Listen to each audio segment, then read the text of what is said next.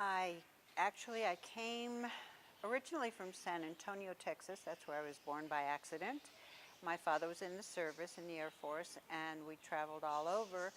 So I really didn't live there for very long. However, I was born in Texas, and he passed away very suddenly in London.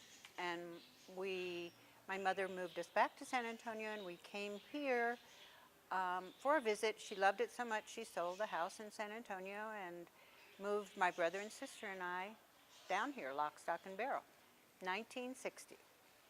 My mother was an incredible person. She actually opened the second artisano store here in 1960, 61 probably, and I met my then-to-be husband right away also and got married like a year later. How old were you? 18. I was 18 years old. Yep. The city at that time, it was tiny by comparison to what it is now. There was no Guadiana, there was no Atascadero. They sold the first lot in the Atascadero for like 5 pesos when I was here. So you can imagine it was just the center. And beyond the park, the Golpe de Vista, there was nothing.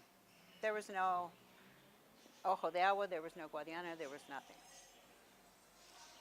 How did you meet your husband to be? We met at the bowling alley because he sent me a note, and it was actually for my girlfriend, and asked me out, and I didn't know who he was, and and it was actually for her.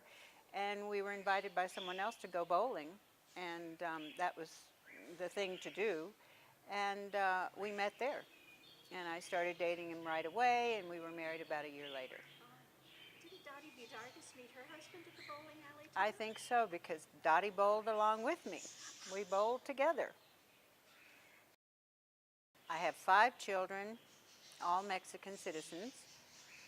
3 of them are here, and I have 1 in Aguascalientes and 1 in Querétaro, and 10 grandchildren. The eldest is 30. Where did your children go to school? They went to school here, to the Mexican schools here in San Miguel, and when the Vasconcelos opened up, a couple of them were able to go to the Vasconcelos as well. My ex-husband is Manuel Zavala, who was the mayor in, I believe it was 1988, and so I became the first and only so far foreign first lady of San Miguel.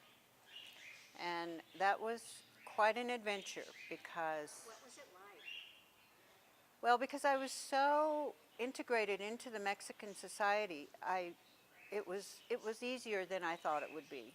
And I loved it. I loved working with the people, especially in the campo, out on the ranches, because they were so grateful. They were so wonderful. And because San Miguel was much smaller, it was a lot easier to get around, of course. And I loved working in the DIF.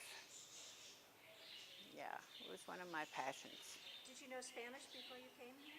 No, I'd had 3 years of Spanish in school, but it's nothing, having the grammar is nothing like speaking it. And when I was married, I was totally immersed into the Mexican society. So I hardly ever spoke English. And so I'm completely bilingual. I dream in Spanish, actually. When you first came, did you come to live permanently, or was it just supposed to be a visit? No, my mother moved us down. And that was the end of the United States, basically. All my friends were Mexican, and including, of course, Barbara de Borganes, who lives here. We were actually pregnant at the same time, and they were wonderful. My Mexican friends I adore. I still do, and unfortunately we've lost some of them now, but I love my Mexican friends. They were wonderful. It was really interesting because when we first came, there were no dial telephones here. It was all crank. And so you had to crank it up, lift up the receiver, and then you talk to the operator. And you would say, "Hi, Quinina. You know what? I need to talk to Dr. Pindo Borganes. And do you know where he is?" And she'd say, "Well, I think he went around the corner to the movie. But if you want, I'll go check." And so that was the way it was. And also because a lot of people didn't have telephones at all in their homes, when there was a long distance call for someone, everyone knew everyone in San Miguel. So they knew where you were, and they'd send a runner to your house to tell you to come in a half an hour, and these people would call back. So it was very interesting, wonderful.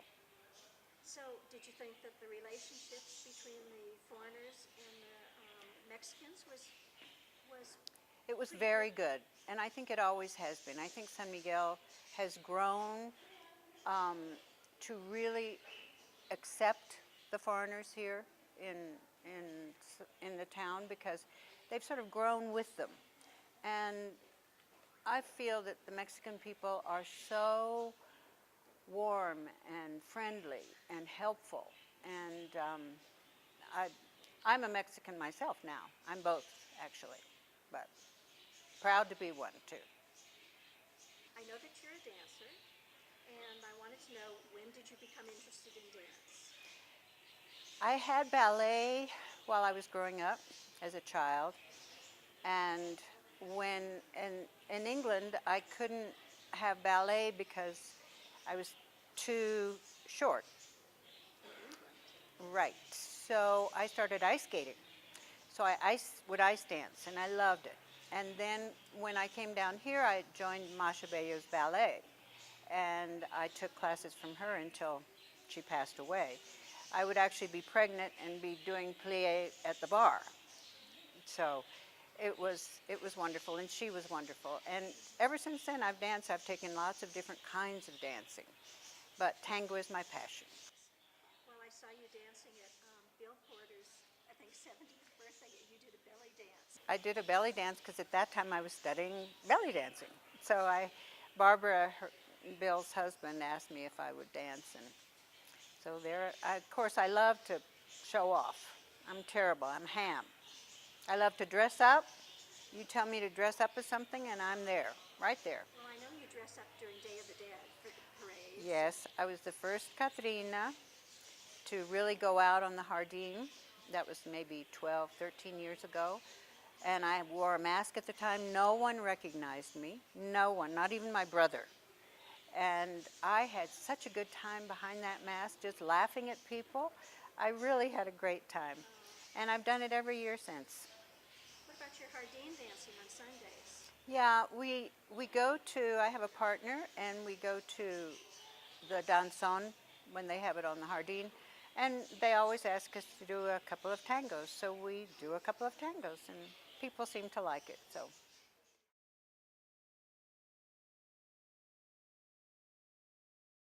Well, San Miguel has changed so much, and it was 35 years ago that I was invited to start selling real estate with a friend of mine. And she unfortunately had to go back to the United States, and so I just kept the business going. At that time, there were only 4 real estate agents, and we worked out of our homes. So there were no real estate offices at all.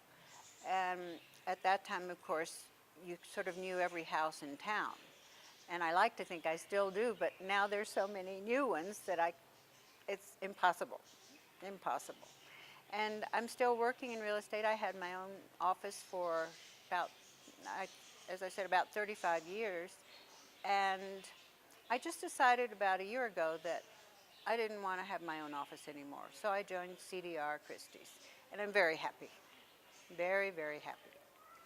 How did you deal with some of the early inconveniences in San Miguel? We didn't have any supermarkets. We had 2 small stores. One was called the Bean Bank, and the owner of the Bean Bank, who was a relationship with Barbara Dobroganis' cousin, had sold beans, but in the back he would change your checks for you. And then there was the Infierno, which was a bar and a little kind of tienda at the same time, but the big tienda was right here on the Jardín in the big, big building next to the Presidencia. And it was a store with a long front and a great big cash register where they would go like this. And it was the only place in town where you could find maybe a can of tuna fish. And when you heard that there was tuna fish, you ran to the Sanchez to get it because there wasn't any place else to buy canned goods. So it was hard. It wasn't easy. And of course, everything was fresh, and you just did what you could.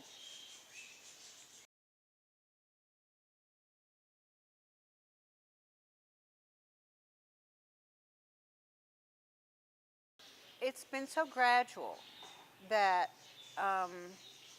for me it's just been a happening. I don't have any feelings about whether it's a good thing or a bad thing. I'm sorry to see some of the skyline is gone, and if you ask me, there are too many real estate agents and too many companies. But that's me. Is there anything you particularly miss about the good old days? The traffic, because before San Miguel was so small, you could walk everywhere, and now everyone has to take their cars to go up or down or wherever, and consequently on the weekends and even during the week, the traffic is horrendous.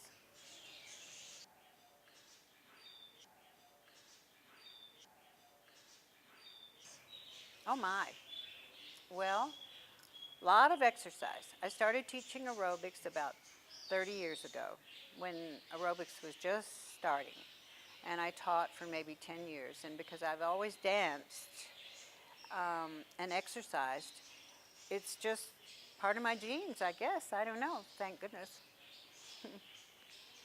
What is your favorite holiday in San Miguel? Day of the Dead, because I love to dress up. In San Miguel, there were no taxis. Well, there were taxis. There were about 3 or 4 taxis, and they were just cars. And we just knew which ones were the taxis. And the Cucaracha bar was where Banamex used to be under the Portal. And Don Chucho, the owner of the Cucaracha, had his bar there. And so the old vets that would gather there in the afternoon and evening for their drinking fun, when they got to the point where couldn't drink anymore or couldn't walk or talk, he'd just load them into one of those cars and they'd take them home because everybody knew where everybody lived. It was very, very small and very wonderful. I do miss the old days sometimes when I think about those things.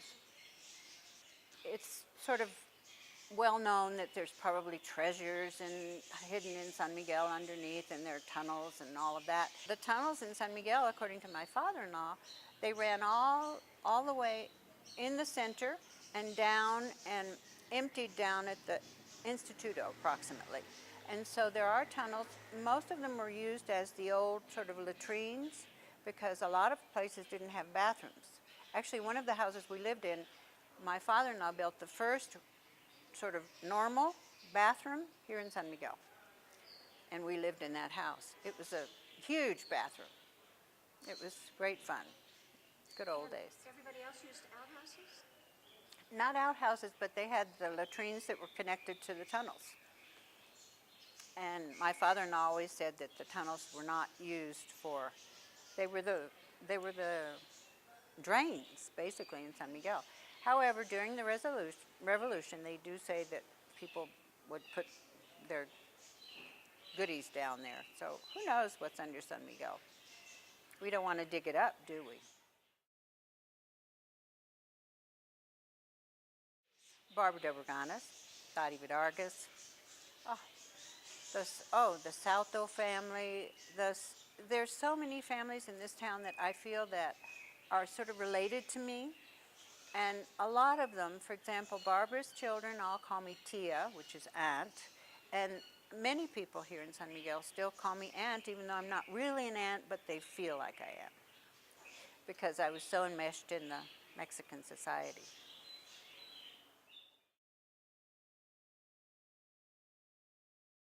I taught Mexican cookery in the Instituto Allende for quite a few years, and then I traveled to the States and taught in the States, and I loved it. I loved to cook, but then when I was working in the Aldea Hotel, my ex-husband was running it, and I was running the kitchen, and I was the PR person. So I had to cook for so many people that it just got to the point where I'd had it. And when I finally moved into my house and I was just cooking for my children, I didn't know how to calculate anything because I was calculating by the hundreds of this and hundreds of the other. So that was fun. My father-in-law bought the land because Sterling Dickinson had had a baseball, Mention the hotel. and where the hotel is exactly, and all that area was it was basically used for sports, but Which hotel? the Aldea Hotel. And so I was there for many years because he built the hotel himself, and my ex-husband and I were running it, and so that was that was an experience too, because I had 3 people that I had to do CPR on, and fortunately I was able to revive them. And because I was an aerobics teacher, I had to know how to do CPR. So I was able to use it quite a few times in the hotel and a couple of times traveling. It was the second artisan shop after Casa Maxwell, I believe. My mother had one, Lucha Maxwell had one, and then I opened a little one. And my mother was living in Oaxaca at the time. So I was able to go to Oaxaca and buy one-of-a-kind things.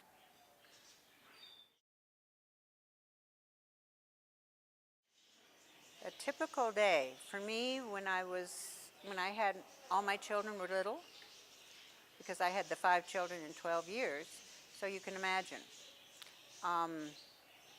I've always been an early riser, and so 5 o'clock, 6 o'clock was my time, and just taking care of my children and then working in the afternoon.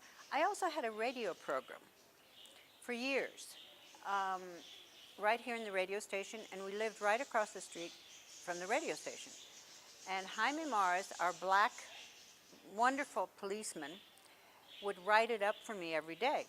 And I would run over, read it through, and then do the broadcast. And it was very funny because sometimes I'd make a mistake, and one time I actually killed a person that was alive because he wrote down that they died, and oh my goodness gracious. That was really interesting. And another time I broke out laughing and I couldn't stop, and they just had to put music on. But so there have been many, many little pieces of my life in San Miguel all over. And it's just so wonderful to remember them now. I'm loving it. I've traveled quite a lot, and San Miguel is the only place I would live, for sure. I love Buenos Aires because I love the tango and I love the city, but not San Miguel's it. We have everything but a beach.